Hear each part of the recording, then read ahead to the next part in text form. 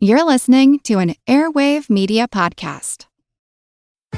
Fargo, the new virtual assistant from Wells Fargo, makes banking faster and easier. Like this. Fargo, what's my checking account routing number? And this. Fargo, turn off my debit card. And this. Fargo, what did I spend on groceries last month? And that's just the beginning. Do you, Fargo? You can in the Wells Fargo mobile app. Learn more at wellsfargo.com/getfargo. Terms and conditions apply. Your mobile carrier's availability and message and data rates may apply. Wells Fargo Bank, N.A., member FDIC. My name is Greg Jackson. I'm a PhD-holding historian, a professor, and the creator of History That Doesn't Suck, a podcast that makes legit, seriously researched American history come to life through entertaining stories. Join me for a chronological telling of the United States story, from the Revolution to fractious Civil War, tenacious inventors, brave reformers, and more. With more than 100 episodes, you can already binge listen your way from 1776 to the early 20th century.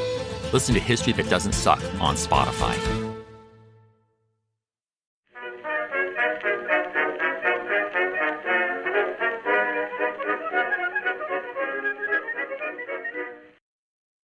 Hello everyone, and welcome to History of the Second World War, Episode 119, the September Campaign Part 11, The Southern Front. This week I would like to thank Miles and Brendan who chose to become members to support the podcast. I would also like to let everyone know that the structure of the History of the Second World War member program is changing. I've included a link in the show notes with far more details, but the one thing that most listeners will be concerned about is that for the foreseeable future, there will be no more monthly member episodes, and all current member episodes will be released onto the free feed, which is the one you're listening to right now, over roughly the next year. A full explanation of the reasons, again, can be found in the link in the show notes, but the core reason is that I simply don't have enough time to maintain weekly episodes, plus one a month for members, and so I'm going to prioritize the weekly episodes because they're the reason I started podcasting in the first place. I wanted to bring good history to as many people as possible, and that happens through these weekly episodes. With all that admin talk out of the way, on to the show. Last episode covered the events that occurred in the German drive towards Łódź, where the German 10th Army took advantage of the area where two Polish armies met, Łódź and Poznan, to the west of the city of Łódź. This episode will shift focus a little bit south once again. The German 14th Army, under General List, would attack along a lengthy front starting just to the west of Katowice and then south along the German-Polish border before turning east all along the Polish-Slovakia border. The goal of the German attack in this sector was simple: destroy the Polish units facing them. If this was achieved, then the southern flank of the primary German advance made by the 10th Army to the north would be secure. Geography posed a few additional problems in this area of the front. Along the German-Polish border, the terrain was generally wooded and hilly, and there were less roads in this area, which made it slightly more challenging to kind of move troops forward. Then along the border between Slovakia and Poland, the German and Slovak troops would be attacking through actual mountains. Even with the slightly more challenging terrain, there were two primary areas of focus, concentrated around the 14th Army's two panzer divisions, the 5th and the 2nd. The 5th Panzer was positioned near the northern end of the advance, with the goal of pushing through to approach Krakow from the north, while the 2nd Panzer would advance out of Slovakia to push towards Krakow from the south. This very lengthy area of the front was occupied by two Polish armies, Krakow and Carpathian. The key point of Army Krakow's defenses was the area known as the Obszar-Worowny Śląsk, which translates into Fortified Region of Slovakia. I will be referring to this by the OWS acronym. The OWS was a series of fortifications that had been under construction for most of the 1930s to defend the areas around the Polish city of Katowice. By 1939, there were about 140 bunkers strung out over 22 kilometers of front, with positions joining the bunkers that allowed the troops of the 23rd and 55th Infantry Divisions to be placed in the defenses, with the 23rd being placed on the northern end and then the 55th on the southern end. The Germans knew that the OWS existed, and therefore planned around the strong Polish defenses. Troops of the 8th and 28th German Infantry Divisions, under General Ernst Busch's 8th Army Corps, would advance up to the point of resistance west of Katowice. The 8th Infantry, positioned in the north and primarily against the Polish 23rd Infantry Division, would then launch an attack against the 23rd's defenses. This attack was not designed to actually push through the Polish front, but instead simply to tie down troops, which it would not be completely successful at. The general lack of success in tying down Polish troops would become a problem for the German 28th Infantry, which would attack the Polish defenses further south. This attack was actually meant to make meaningful progress, but the lack of pressure in the north allowed the Polish general Jagmin Sadowski to transfer several infantry battalions south to assist the 55th Infantry Division against the German attacks. This is a really good example of multiple Polish formations working closely together in a way that greatly benefited both, and it was partially possible for two reasons. The first was that the two Polish divisions had been placed in the Śląsk operational group under the command of General Jagmin Sadowski, giving them a greater amount of coordination. The second reason was that they were in strong positions that the Germans did not want to dedicate enough troops to attacking the full length of. Unfortunately for the defenders of the OWS, and you're probably getting really tired of me saying this, their successes in the defense would be undone due to the events that would occur on other areas of the front. Directly south of the German 28th Infantry was the 5th Panzer Division. As with any other area of the Polish front, to determine where the Germans really wanted to succeed in their attacks, you just needed to follow the placement of the Panzer Divisions. The objective of the 5th Panzer was to move south of Katowice and towards Krakow, which would bring it up against the 6th Polish Infantry Division. The 6th Infantry occupied an important position at Szczyna, which served as the linking point between the Śląsk operational group to the north, which we have just discussed, and the Bielsko operational group, which the 6th Infantry was the northernmost formation of. There were some pretty good defenses near Szczyna, and they were fronted by a few strong points in some of the Polish towns that it was hoped would kind of slow down the German advance a little bit to give the 6th Infantry time to prepare. These forward outposts were unable to meaningfully do this. They were unable to meaningfully alter the speed of the German advance. But when the German troops hit the primary defenses of the 6th Infantry, the situation was quite different. 13 German tanks would be knocked out near just one Polish village, and other German attacks along the front were also stopped by determined and strong Polish defenses. After starting their attacks in the late afternoon, by the time that night fell, the German attacks would be paused after losing about 30 tanks and 12 armored cars in the first day. The attacks both against the Śląsk operational group and the 6th Infantry would continue on September 2nd. In the north, the Polish 55th Division would experience a severe pounding at the hands of German artillery, which would be met by a strong response from the Polish artillery as well.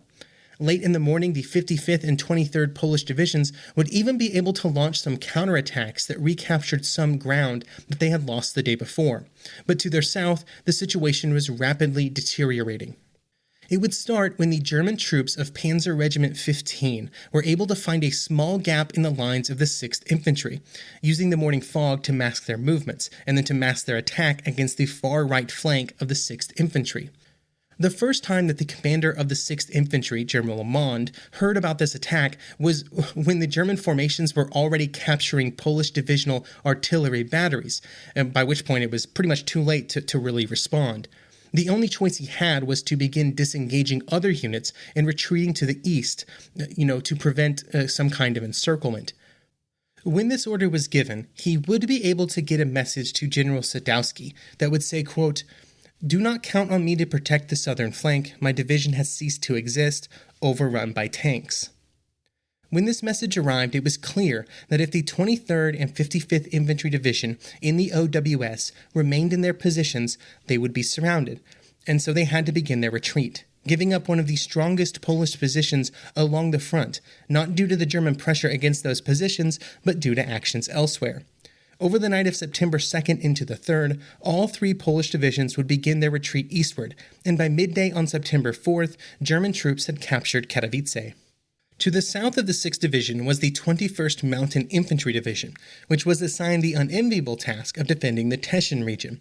This area had been given to Poland by Czechoslovakia after the Munich Agreement had been signed, but it was in reality indefensible against the German attack.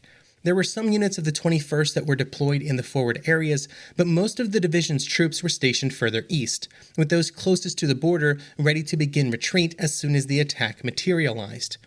After some fighting early in the morning, and after the German advance had been at least momentarily paused, the commander of the 21st realized what was going to happen due to the German numerical superiority and what was happening elsewhere, and ordered his troops to retreat.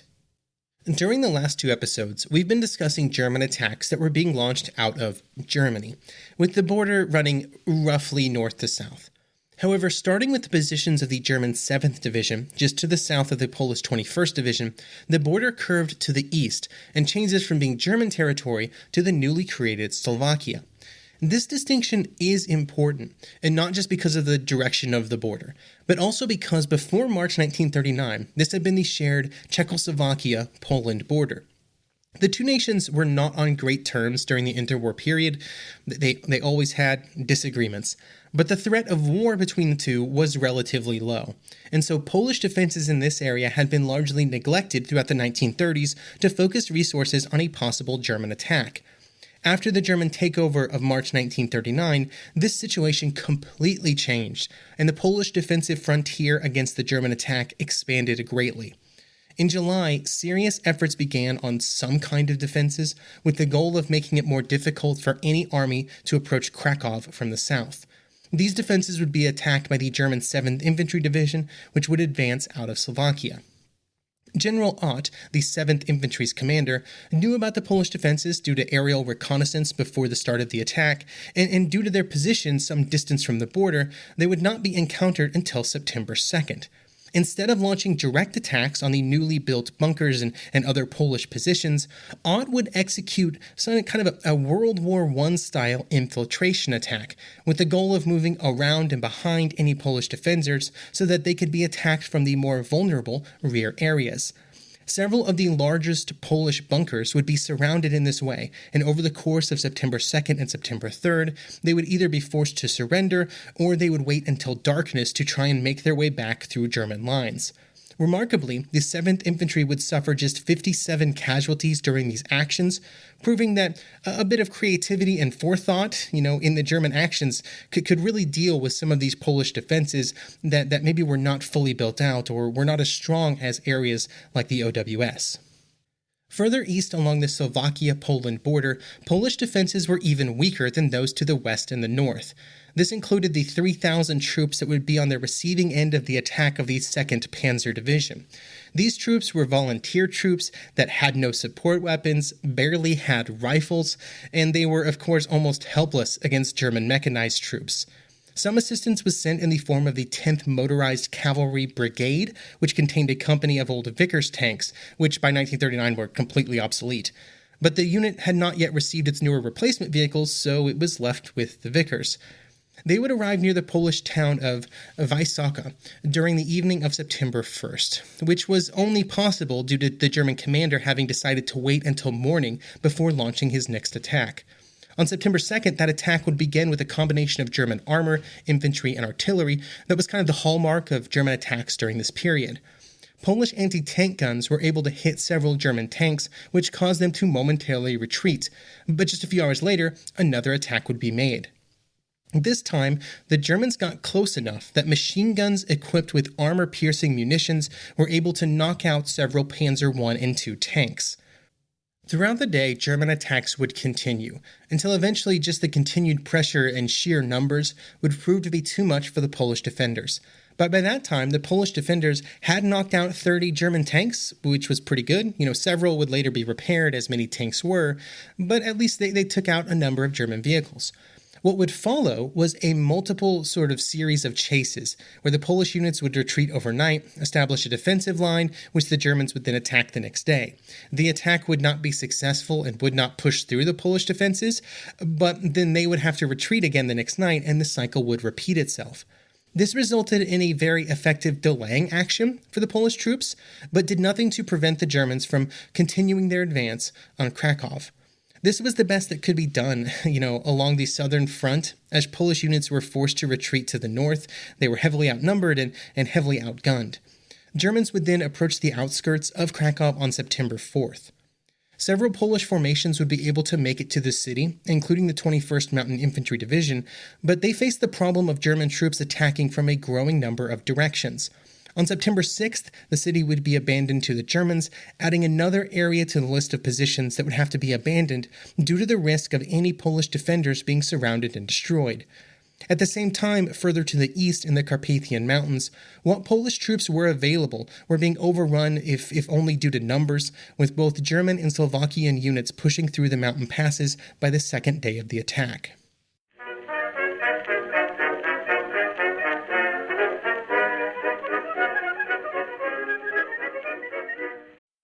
Fargo, the new virtual assistant from Wells Fargo, makes banking faster and easier. Like this. Fargo, what's my checking account routing number? And this. Fargo, turn off my debit card. And this. Fargo, what did I spend on groceries last month? And that's just the beginning.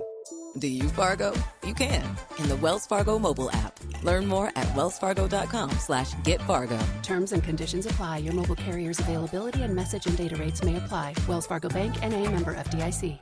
400 years ago, a trio of tiny kingdoms were perched on some damp islands off the coast of Europe. Within 3 short centuries, these islands would become the centre of an empire which ruled a quarter of the globe and on which the sun never set. I'm Samuel Hume, a historian of the British Empire, and my podcast Pax Britannica follows the people and events that built that empire into a global superpower. Listen to Season 1 to hear about England's first attempts at empire building, in Ireland, in North America and in the Caribbean, the first steps of the East India Company and the political battles between king and parliament. Listen to Season 2 to hear about the chaotic years of civil war, revolution and regicide, which rocked the 3 kingdoms and the fledgling empire. In Season 3, we see how Lord Protector Oliver Cromwell ruled the powerful Commonwealth and challenged the Dutch and the Spanish for the wealth and power of the Americas and Asia. Learn the history of the British Empire by listening to Pax Britannica everywhere you find your podcasts, or go to pod.link/pax.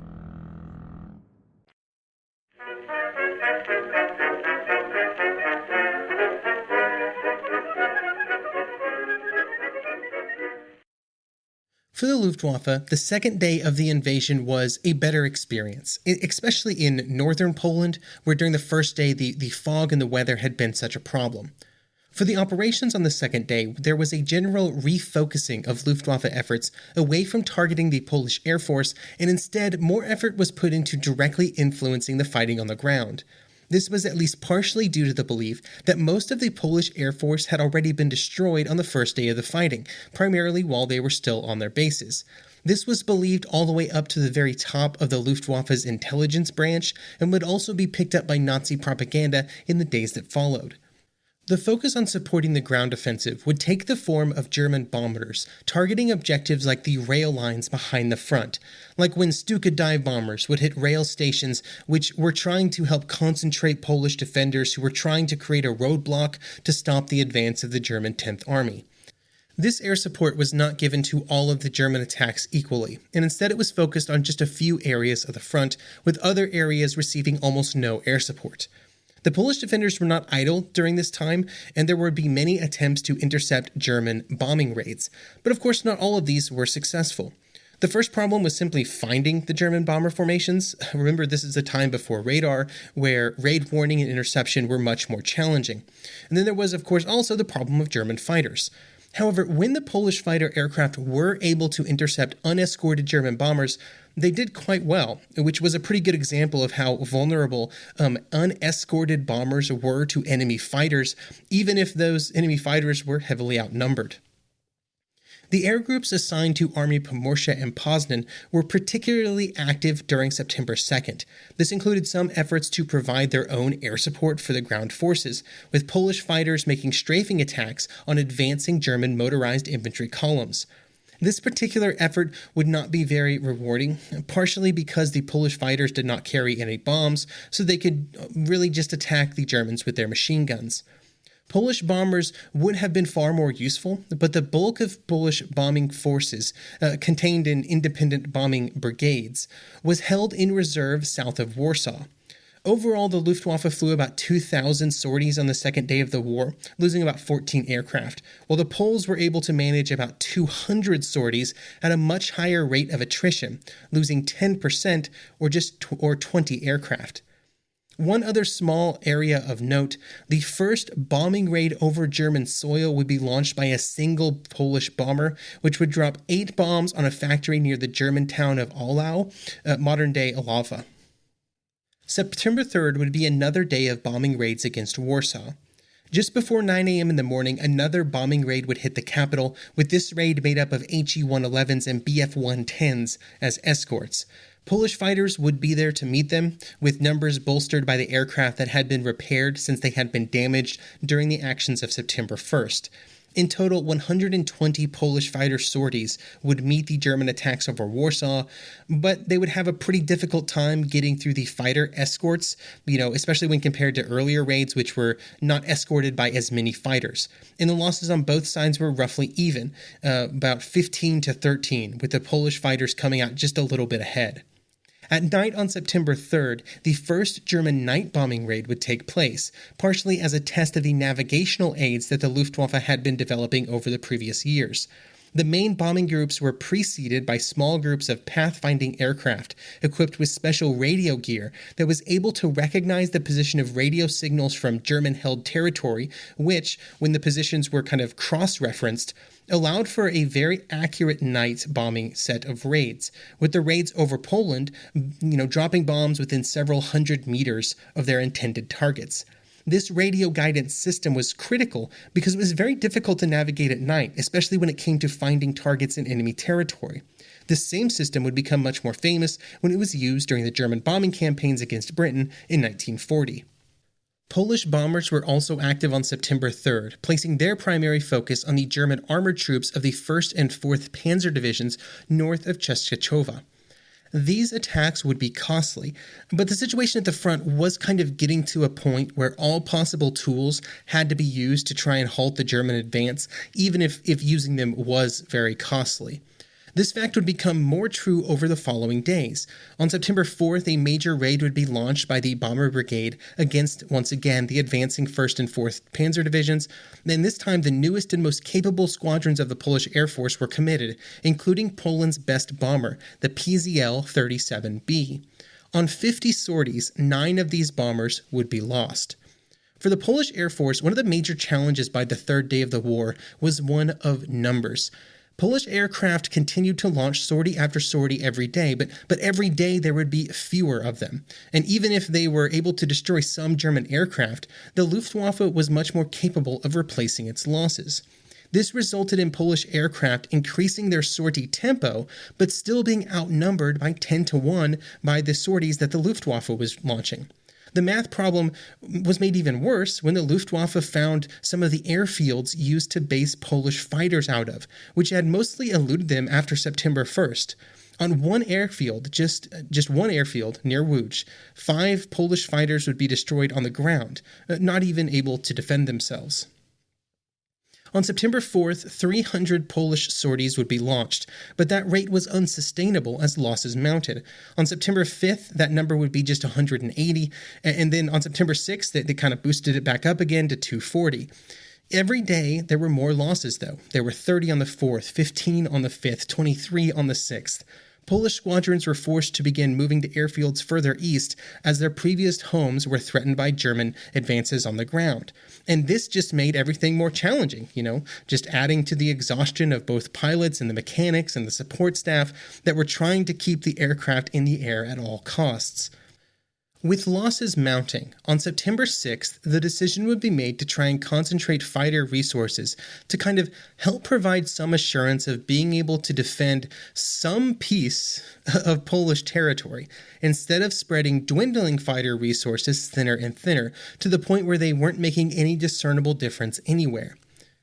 In total, over the first 6 days of the campaign, the Polish Air Force would lose about 155 aircraft, about 40% of the number that they'd started the war with. The Luftwaffe would also lose about 126 aircraft, but this represented just 7% of their number from September 1st. Even if they were not destroyed on the ground on September 1st, the Polish Air Force was rapidly losing its ability to influence the actions of the Luftwaffe, a trend that would only accelerate in the days that followed. But by September 6th, there was another factor to consider in the air war, a very important factor. The British and French had entered the conflict, and they might prove to be a major distraction, pulling Luftwaffe resources away from Poland and into Western Germany. French and British bombers could be over Germany at any moment, dropping bombs on German cities that would absolutely force the Luftwaffe to reallocate resources. All the British and French had to do was launch some bombing raids against Germany. That's why the Bomber Command and RAF existed, after all. Surely they would be doing that immediately after they entered the war, just a dramatic first strike against Germany. That's what they were going to do, right? Oh no.